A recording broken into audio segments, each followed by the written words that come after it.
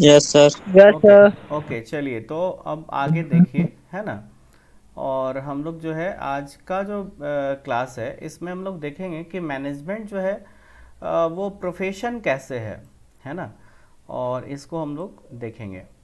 तो अगर हम आपसे पूछें कि मैनेजमेंट प्रोफेशन कैसे है, तो आपका क्या जवाब होगा? बताइए, कुछ अपने से आपसे बताइए, या फिर बताइए कि प्रोफेशन होता क्या है।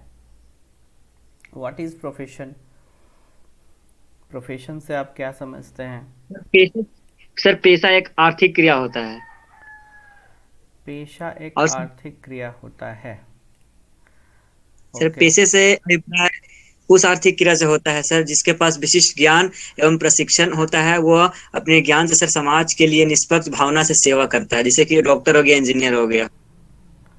ओके चलिए, तो यहाँ पर हम लोग एक चीज़ कह सकते थे कि एक विशिष्ट ज्ञान के जो है माध्यम से जब कोई व्यक्ति किसी भी चीज़ का सेवा देता है, जैसे कि एक विशिष्ट ज्ञान उन्होंने प्राप्त किया, मान लीजिए कि वो डॉक्टर की पढ़ाई किए, तो डॉक्टर की पढ़ाई किए तो उसमें बहुत सारी चीज़ें उन्होंने सीखी होगी। जैसे मान लीजिए कोई डेंटिस्ट है, तो डेंटिस्ट जो है वो जो है दांत के संबंध में पूरी जानकारी एक प्रोफेशनल जो है इंस्टीट्यूट से उन्होंने हासिल की होगी, है ना। तो उसके माध्यम से फिर वो क्या करते हैं, आर्थिक क्रिया करते हैं, लोगों को सर्विस प्रोवाइड करते हैं, है ना। तो ये बेसिकली क्या कहलाता है? प्रोफेशन कहलाता है। आइए एक बार हम लोग स्क्रीन पे देखते हैं इसको। जैसे कि आप देखिए, जैसे हम लोग जो अभी पढ़ने जा रहे हैं वो है प्रबंध पेशे के रूप में, मैनेजमेंट एज अ प्रोफेशन। ठीक है, यहाँ पर इस टॉपिक में बेसिकली हम लोग ये समझेंगे कि मैनेजमेंट जो प्रबंध जिसको हम लोग हिंदी में बोलते हैं वो प्रोफेशन कैसे है। तो इस बात को समझने के लिए कि भाई क्या प्रबंध एक पेशा है, प्रोफेशन है, इसके लिए सबसे पहले हम लोग को जो समझना होगा कि वो क्या समझना होगा। तो वो ये समझना पड़ेगा कि प्रोफेशन है क्या। हम लोग को पहले ये समझना होगा कि व्हाट इज़ प्रोफेशन, प्रोफेशन क्या है। तो आइए देखिए, प्रोफेशन का डेफिनेशन से हम लोग शुरू करते हैं। बोलता है, पेशे के अंतर्गत एक व्यक्ति अपने विशिष्ट ज्ञान और प्रशिक्षण के आधार पर समाज को अपनी सेवाएं प्रदान करता है, जैसे डॉक्टर, इंजीनियर, है ना, इत्यादि। तो पेशक के अंतर्गत क्या होता है, एक व्यक्ति जो है विशिष्ट ज्ञान प्राप्त करता है। विशिष्ट मतलब हो गया कि जो है एक जो है स्पेशल नॉलेज गेन करता है। वो ट्रेनिंग के माध्यम से कर सकता है, और भी जो है माध्यम से कर सकता है। तो उसके माध्यम से वो एक विशिष्ट ज्ञान को प्राप्त करता है या ट्रेनिंग लेता है, और उसके बाद उससे रिलेटेड वो सर्विस अपना प्रोवाइड करना, जिसमें वो पारंगत हो गया, जिसमें वो निपुण हो गया, उसके रिलेटेड वो एक्टिविटीज़ से अपनी सर्विस उसको प्रोवाइड करता है। जैसे कि डॉक्टर, इंजीनियर्स, वकील जो होते हैं ना, वकील, एडवोकेट, चार्टर्ड अकाउंटेंट, ये लोग क्या करते हैं, एक प्रोफेशनल डिग्री हासिल करते हैं, कोई इंस्टीट्यूशन से जुड़ते हैं, वहाँ से जो है एक एक जो है उसका जो करिकुलम बना हुआ है, एक जो वे बना हुआ है, उससे वो नॉलेज प्राप्त करते हैं, और नॉलेज प्राप्त करने के बाद जो है समाज को सेवा प्रदान करते हैं। ठीक है, इसको बेसिकली हम लोग क्या कहते हैं, प्रोफेशन। आइए एक बार इंग्लिश में पढ़ देते हैं। बोलता है, profession refers to that economy activities which is conducted by a person having some special knowledge and skill which is used impartly to serve various section of society। वही चीज़ बोल रहा है कि प्रोफेशन का क्या मतलब है। प्रोफेशन एक इकोनॉमिक एक्टिविटीज़ है, ठीक है, एक आर्थिक क्रिया है जिसके अंतर्गत एक व्यक्ति स्पेशल नॉलेज गेन करता है, ठीक है, स्पेशल स्किल अपने अंदर लाता है, ट्रेनिंग के माध्यम से जो है एक इंस्टीट्यूशन में जो है बॉडी ऑफ नॉलेज लेकर के वो सारी चीज़ों को अडॉप्ट करता है, और अडॉप्ट करने के बाद वो सोसाइटी को क्या करता है, सर्विस प्रोवाइड करता है। इसको बेसिकली हम लोग क्या कहते हैं, पेशा कहते हैं। क्या कहते हैं, क्या कहते हैं, पेशा, प्रोफेशन। पेशा कहते हैं, प्रोफेशन कहते हैं, ठीक है ना। तो चलिए अब हम पूछते हैं कि प्रोफेशन है क्या। रोहित तिर्की, रोहित तिर्की कौन है? मुकेश कच्छप अपना फ़ोटो लगाइए बाबू, और फोटो के ऊपर भी अपना नाम लिखिए, है ना। और रोहित तिर्की अपना रोल नंबर लगाइए बाबू। चलिए, तो अब हम पूछने वाले थे कि जो है प्रोफेशन क्या होता है। चलिए, तो सबसे पहले पूछते हैं जयदीप तिग्गा से। हेलो जयदीप, मेरी यस आवाज़ आ सर। रही है? चलिए यस सर। बताइए तो बाबू कि प्रोफेशन क्या होता है। पेशा हुआ है जिसमें कोई व्यक्ति एक अलग ही अपना स्पेशल ज्ञान की वजह से अब से दूसरों को सेवा प्रदान करता है। तो वो विशिष्ट ज्ञान अर्जित करके वो जो है क्या करता है, सेवाएं प्रदान सेवा करता है प्रदान समाज करता को, है। सेवा प्रदान करता है, उसको बेसिकली प्रोफेशन कहते हैं। अच्छा, प्रोफेशन का कुछ एग्जाम्पल बताइए, कैसे कैसे प्रोफेशन समाज में उपलब्ध हैं। जैसे शिक्षक, डॉक्टर, वकील। बिल्कुल सही, बहुत बढ़िया शाबाश। तो ये सब जो है प्रोफेशनल हैं, इन सबको हम लोग प्रोफेशनल्स कह सकते हैं। और ये जो अपने जो है विशिष्ट एक विषय पर जो ज्ञान हासिल करके सोसाइटी को सर्विस प्रोवाइड करते हैं, इसको बेसिकली हम लोग प्रोफेशन कहते हैं। अब चलिए, उसके बाद आता है कि पेशा की क्या विशेषता है, कि what is the nature of profession, या प्रोफेशन की क्या कैरेक्टरिस्टिक्स है ना, ये हम लोग देखेंगे। तो जैसे कि इसमें पता चलता है हम लोग को, प्रोफेशन जब हम लोग डेफिनेशन पढ़े उसमें ये पता चलता है कि एक ज्ञान का समूह है, एक प्रकार से देखा जाए तो एक ज्ञान का समूह है। जैसे कि हम लोग एक पर्टिकुलरली जब सिलेबस पढ़ते हैं, जैसे वकील बन रहे हैं आप, तो वकील बन रहे हैं तो उसका एक पर्टिकुलर सिलेबस है, उसमें डिफरेंट जो है सब्जेक्ट्स के बारे में आपको नॉलेज लेना है, उसके बाद फिर स्पेसिफिक सब्जेक्ट के बारे में भी जानकारी लेना है।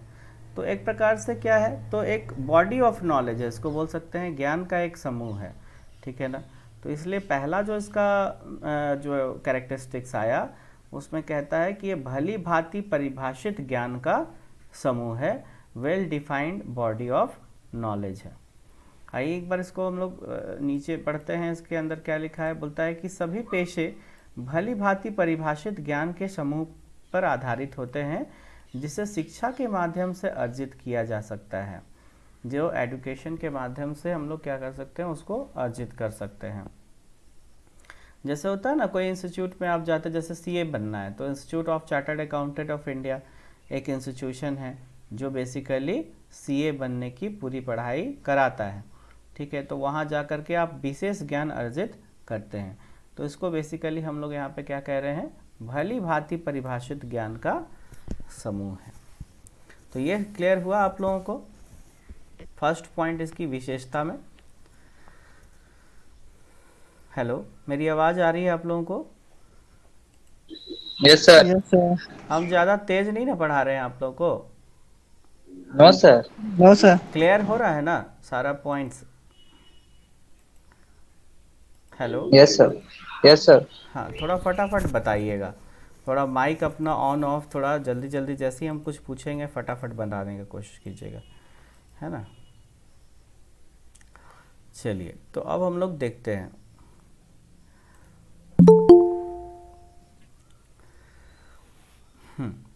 अब इसके बाद आगे बढ़ते हैं हम लोग।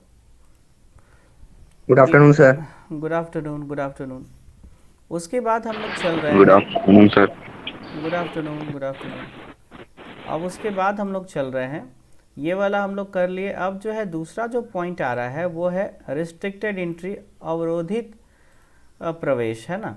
जैसे कि नॉर्मली क्या होता है ना कि जैसे कि अगर आप इन सब, जैसे कि आप कोई प्रोफेशनल अगर एजुकेशन करने जाते हैं, आप कोई पेशा में प्रवेश करना चाहते हैं, तो उस केस में होता क्या है कि आपको जो है एक एग्ज़ाम पास करना होता है, एंट्रेंस एग्ज़ाम पास करना पड़ता है, और उसके बाद आपको उसमें एंट्री मिलती है।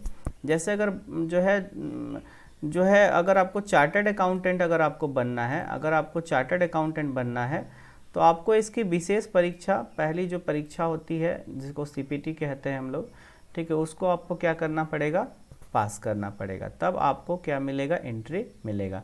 मतलब ये सबके लिए तो ओपन है, लेकिन प्रवेश परीक्षा जो पास करेंगे उन्हीं को उसमें एडमिशन मिलेगा। जैसे डॉक्टर के लिए भी प्रवेश परीक्षा होता है, जैसे इंजीनियर्स के लिए भी प्रवेश परीक्षा होता है, एंट्रेंस एग्ज़ाम होता है।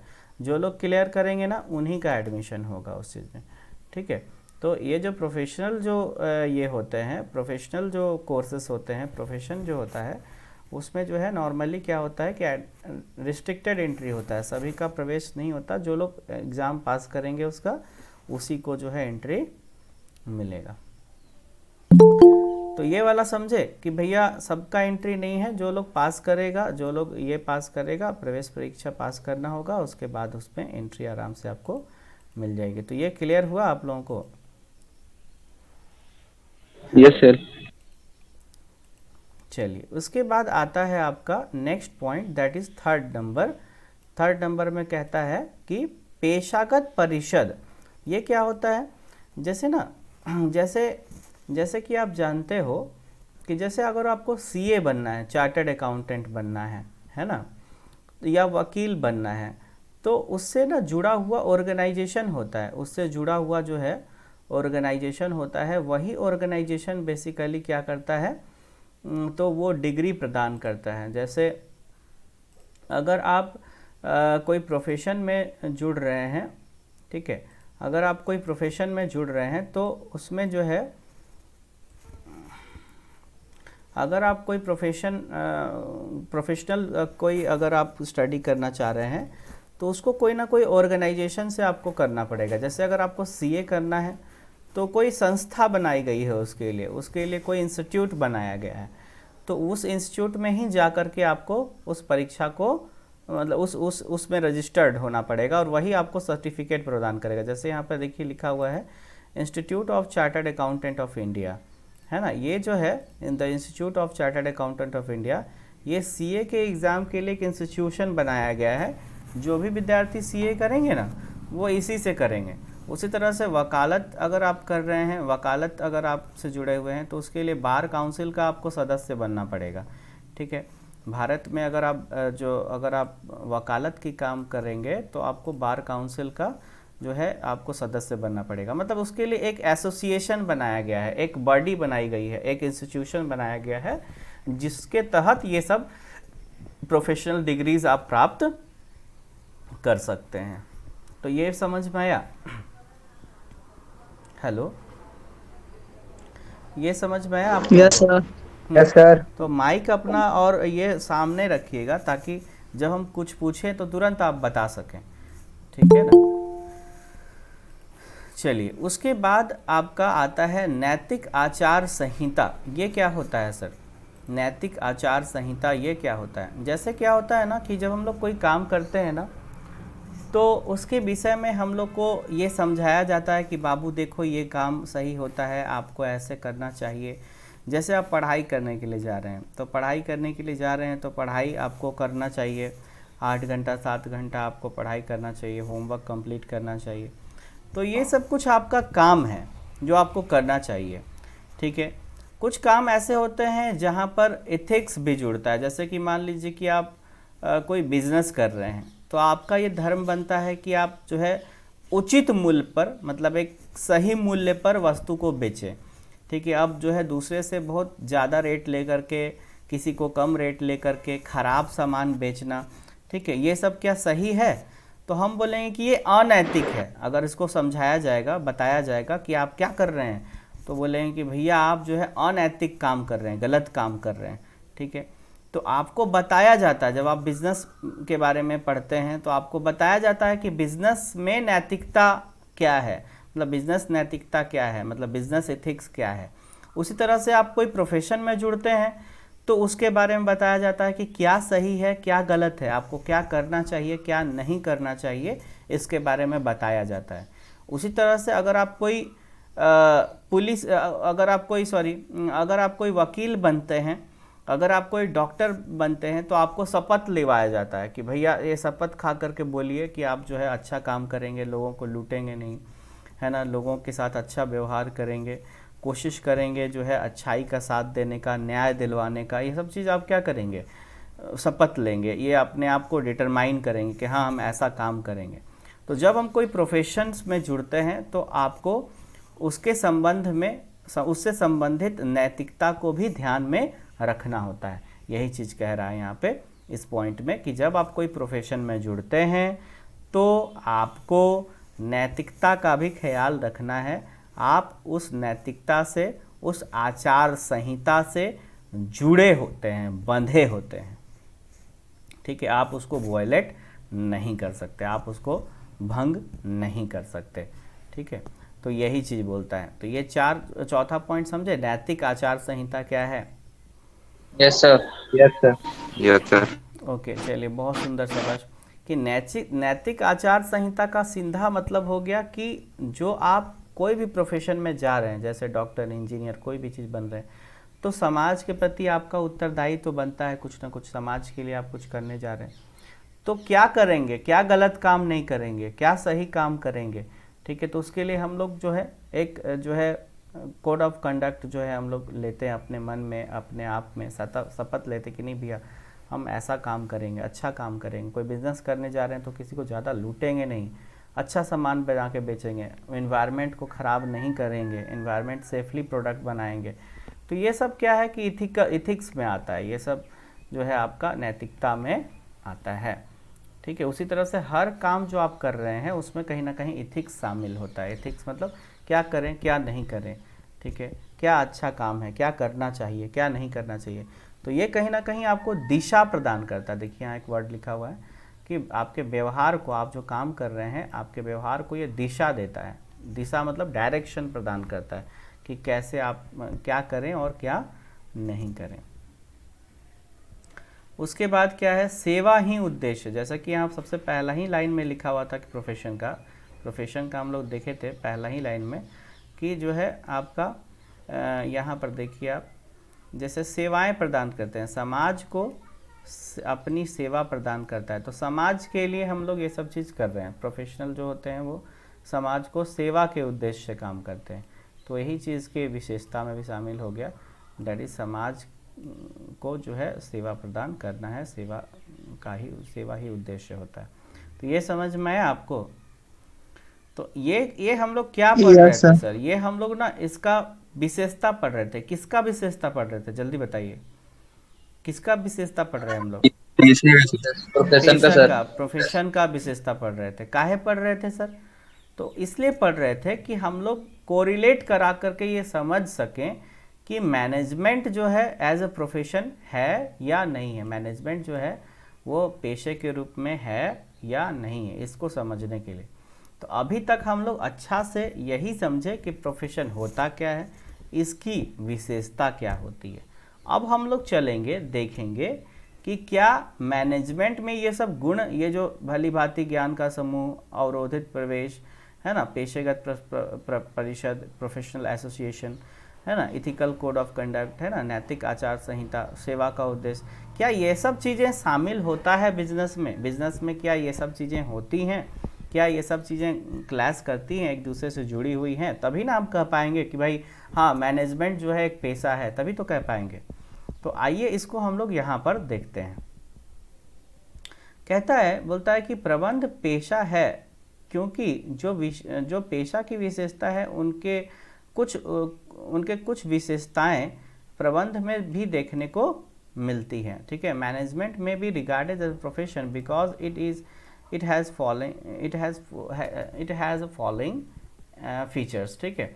मतलब कि कुछ विशेषताएं जो है मिलती जुलती हैं, ठीक है। किससे, तो प्रबंध से कुछ विशेषताएं क्या होती हैं, मिलती जुलती हैं।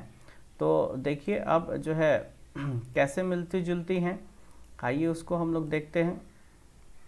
तो बोलता है कि ये भी जो है ना, मैनेजमेंट भी जो है ना वो भली भांति परिभाषित ज्ञान का समूह है, well defined body of knowledge है। कोई बता सकते हैं कैसे। देखिए प्रबंध में भी ना, प्रबंध जो है ना एक जो है बॉडी ऑफ नॉलेज है, जिसमें आपको बहुत सारी चीज़ों के बारे में नॉलेज मिलता है। जैसे आप प्लानिंग कैसे करेंगे इसके बारे में नॉलेज मिलता है, आप जो है ऑर्गेनाइजिंग कैसे करेंगे, स्टाफिंग कैसे करेंगे, क्योंकि इसमें बहुत सारे फंक्शन है ना, 5 फंक्शन शामिल किए गए हैं मैनेजमेंट में। क्या क्या 5 फंक्शन है, बेसिक 5 फंक्शन बताइए मुझे, क्या है 5 बेसिक फंक्शन इसके।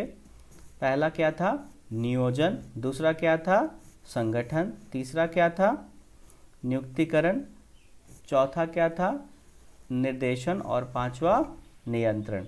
आप लोग कुछ भी घर पे पढ़ाई नहीं कर रहे हैं, कुछ भी बता नहीं पा रहे हैं, ठीक है, इसका मतलब है पढ़ाई नहीं हो रहा आप लोगों से। इसको नहीं पढ़िएगा बाबू तो कैसे होगा, हम हर चीज़ पढ़ा देंगे तो वो आपका काम चल जाएगा, नहीं चलेगा जब तक आप उसको घर पे नहीं देखिएगा। धीरे धीरे चैप्टर ख़त्म होता जाएगा।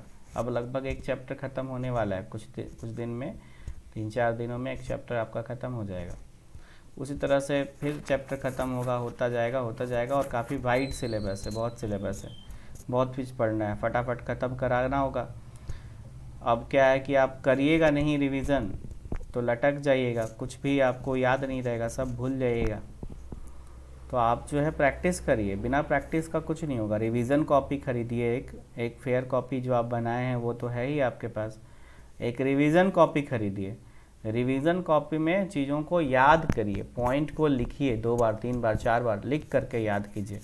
जब आप उस पर समय गुजारेंगे तब वो अच्छा होगा। कोई ज़रूरी नहीं है कि जो है अगला पढ़ रहा है तो ही हम पढ़ेंगे, मेरा दोस्त पढ़ेगा तो ही हम पढ़ेंगे।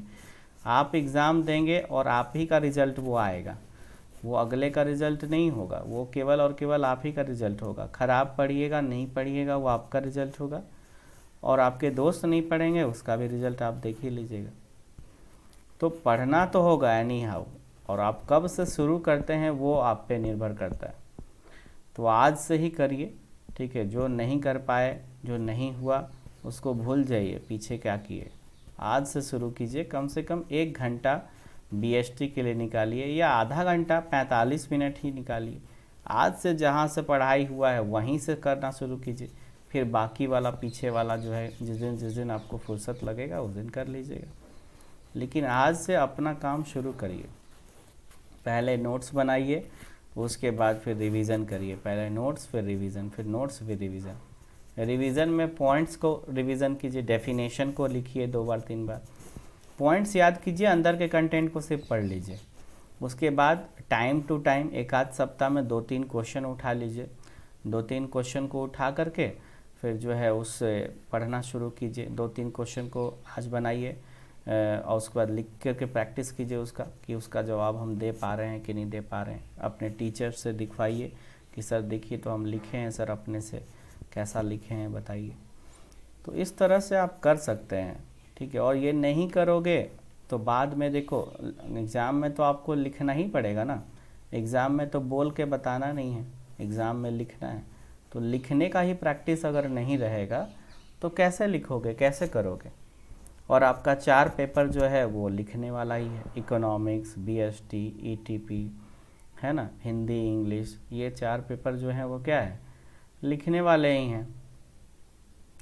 तो जब तक लिख के प्रैक्टिस नहीं करोगे ना तब तक कोई उपाय नहीं है। पढ़ोगे पढ़ोगे थोड़ा मोड़ा समझ में आएगा फिर छूटेगा। जब तक लिख करके याद नहीं करोगे और उसको फिर दोबारा क्वेश्चन बना करके, जैसे एक क्वेश्चन लिख दिए कि प्रबंध एक पेशा है, समझाइए, एक क्वेश्चन हो गया। अब इसके बारे में आप लिखिए। तो यही चीज़ को आपको फिर लिखना होगा जो हम अभी बता रहे हैं। तो ऐसा लिख पा रहे हैं कि नहीं लिख पा रहे हैं, तो ये सारी चीज़ों को आपको ध्यान देना चाहिए, ये सारी चीज़ों को आपको पढ़ना चाहिए, अच्छे से समझना चाहिए, तभी आप आगे बढ़ पाएंगे।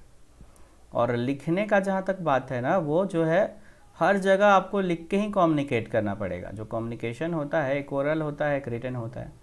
तो जितने भी आपके फॉर्मल कम्युनिकेशन होते हैं, ठीक है, जैसे ऑफिस में कोई ज्वाइन कीजिएगा तो वहाँ पे भी लिखना ही पड़ेगा। तो लिखने का काम अगर आप छोड़ रहे हैं अभी से, या उसमें जो है आप कन्नी काट रहे हैं, उसमें जो है आप लापरवाही कर रहे हैं, तो आपको आगे चल कर के बहुत पछताना पड़ेगा। और आज ही समय है, लिख लीजिए। बाद में सिर्फ बेइज्जती मिलता है। कहीं ऑफिस में गए, वहाँ पे नहीं लिख पा रहे ठीक से, किसी चीज़ को प्रेजेंट करना है, नहीं कर पा रहे हैं, तो वहाँ आपकी बेइज्जती होगी, आपका डिमोशन होगा, लोग हंसेंगे आप पे। अभी हंसेंगे तो अच्छी बात है, बाद में आपके ऊपर हंसाई होगा तो वो सही नहीं है। पढ़िए घर पे, लिखिए, बार बार लिखिए, किसी चीज़ को याद कीजिए, पढ़िए, लिखिए, समझिए, है ना। तो यही चीज़ करना होगा आपको थ्योरी पेपर में। चलिए थोड़ा सा बचा हुआ है, इसको कंप्लीट करा देते हैं आपको। तो ये मैं बता रहा था आपको कि हम ये बता रहे थे कि जैसे मैनेजमेंट भी जो है ना वो ज्ञान, भली भांति ज्ञान का समूह है। एक्चुअली भली भांति ज्ञान का समूह है, इसमें भी जो है एक विशिष्ट ज्ञान हम लोग प्राप्त करते हैं अगर मैनेजमेंट करना है तो। उसके बाद एक विशेषता था इसका पेशागत परिषद। एक इसकी विशेषता की था कि भाई ये जो डिग्री हासिल किया जाता है, प्रोफेशनल डिग्री हासिल किया जाता है, वो कोई पेशागत परिषद से किया जाता है, मतलब प्रोफेशनल एसोसिएशन से किया जाता है। तो यहाँ पर भी देखिए ये जो मैनेजमेंट का ज्ञान आप प्राप्त करते हैं ना, ये भी एक प्रोफेशनल के रूप में ही करते हैं। आप देखिए यहाँ पे एक लिखा हुआ है AIMA, है ना, तो ऑल इंडिया मैनेजमेंट एसोसिएशन, ये जो है ना आपको सिखाता है। ऑल इंडिया मैनेजमेंट एसोसिएशन से अगर आप जो है डिग्री लेते हैं, मतलब कि कहने का मतलब है कि जो मैनेजमेंट का कोर्स करते हैं ना, वो भी एक ऑर्गेनाइजेशन के थ्रू होता है जिसका नाम है ऑल इंडिया मैनेजमेंट एसोसिएशन। ठीक है, तो उसका परीक्षा आपको पास करना होता है, उसके बाद फिर उसमें हम लोग आगे बढ़ते हैं। उसी तरह से इसमें भी नैतिक आचार संहिता होता है, मतलब मैनेजमेंट में भी ये सारी चीज़ें होती है। इसलिए हम लोग मूलतः कह सकते हैं, अब क्या कह सकते हैं निष्कर्ष के रूप में, निष्कर्ष के रूप में कहा जा सकता है, निष्कर्ष के रूप में कहा जा सकता है कि इस प्रकार यह कह सकते हैं कि पेशा की कुछ विशेषताएं प्रबंध में भी है। यहाँ तो हटा दीजिएगा, गलती से लिखा गया ये, है ना। प्रबंध की कुछ विशेषताएं, कॉमा दे देंगे यहाँ पे, कि बोलता है इस प्रकार कह सकते हैं कि पेशा की कुछ विशेषताएं प्रबंध में भी हैं, में भी यहाँ पर कर सकते हैं, में भी हैं, परंतु कुछ अन्य विशेषताएं अभी प्रबंध में पूरी तरह से नहीं आ पाई हैं। ठीक है, मतलब कुछ चीज़ें मैच कर रहा है प्रोफेशन का इसमें, और कुछ चीज़ें यहाँ पर मैच नहीं कर रहा है। तो ऐसा बोलता है कि अतः प्रबंध को उभरता हुआ पेशा कहा जा सकता है। तो कुछ कुछ चीज़ें प्रबंध में ऐसी हैं जैसे कि जो बेसिकली जो है ना, जो प्रोफेशन में भी शामिल है। तो इस प्रकार हम लोग कह सकते हैं कि प्रबंध जो है ना वो एक पेशे के रूप में भी माना जाता है, प्रोफेशन के रूप में भी कहा जा सकता है। तो इसमें अब कहीं कोई डाउट है तो बताइए हमको। समझ में आया ये आप लोगों को? Yes sir. ओके, और बाकी लोग कहाँ गायब हो गए? आवाज़ लगाइए भाई, थोड़ा नारा लगाइए, है ना। तो समझ में आया नहीं आया? ओके, आया सर, समझ गए सर। ओके, चलिए बहुत अच्छी बात है। तो हम आशा करते हैं कि नोट्स आप लोग कंप्लीट कर लेंगे और साथ ही साथ इसका रिवीजन करेंगे। और बॉयज़ में जनरली मैं ये देखता हूँ ना कि लापरवाहियाँ बहुत ज़्यादा हैं, तो लापरवाही मत करिए बाबू, लापरवाही, पढ़ाई से लापरवाही मत करिए। गर्ल्स देखिए जब भी मैं क्वेश्चन पूछता हूँ बताती हैं, फटाफट बताती हैं। बॉयज़ में कुछ ही विद्यार्थी, 3-4 विद्यार्थी ही बता पाते हैं। तो ऐसा इसलिए है कि आप घर पे नहीं पढ़ रहे हो ठीक से। ठीक है, आपको ज़्यादा काम भी नहीं है, करते क्या हैं आप सोचिए एक बार, कहाँ टाइम वेस्ट हो रहा है, बैठ के एक बार सोचिए। मत टाइम वेस्ट करिए, अभी विद्यार्थी जीवन आपका चल रहा है। विद्यार्थी जीवन में सबसे मुख्य उद्देश्य जो आपका है, प्राइम ऑब्जेक्टिव ये है कि आप पढ़ाई करें। ठीक है, इसके अलावा और कोई ऑब्जेक्टिव अभी नहीं है आपका। पढ़ाई करिए, अच्छा करिए, जो चीज़ भी कर रहे हैं उसको अच्छा से कीजिए, सुंदर से कीजिए, ताकि भविष्य उज्जवल हो सके, आगे का चीज़ अच्छा हो सके। ठीक है, आशा करते हैं कि करिएगा। चलिए आज हम लोग इतना ही रखते हैं। Thank you, have a nice day. आप सभी को खुश रहिए, मस्त थैंक यू रहिए, सर। पढ़िए थोड़ा सा। Thank you thank you sir. Sir.